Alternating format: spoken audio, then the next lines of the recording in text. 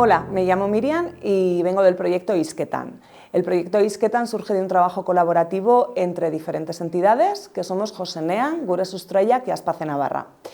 Dentro de este trabajo colaborativo vimos que teníamos una necesidad común, que es que tenemos diferentes centros en los que realizamos visitas guiadas a diferentes grupos de interés y las personas que realizan estas visitas son personas con discapacidad o personas en riesgo de exclusión y necesitábamos el poder apoyarles de una manera metodológica o con alguna herramienta para que ellos tuvieran más autonomía a la hora de realizar estas visitas guiadas como guías medioambientales. Gracias al apoyo de Innova hemos podido desarrollar una app.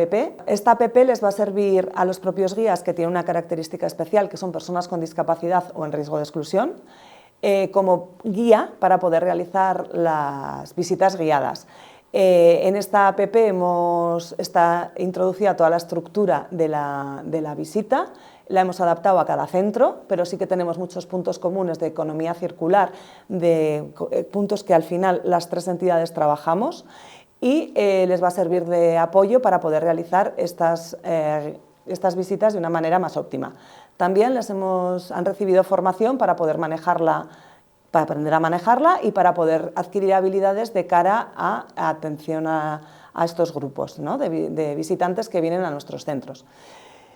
Entonces, con esto, gracias a este apoyo, hemos podido mejorar la empleabilidad de personas con discapacidad y en riesgo de exclusión social. Bueno, y a través de este espacio les invito a visitar nuestros centros y ver el proyecto Hizketan, los frutos del proyecto Hizketan, de esta colaboración de Innova, y poder ver de primera mano pues, la efectividad de este proyecto y esta colaboración.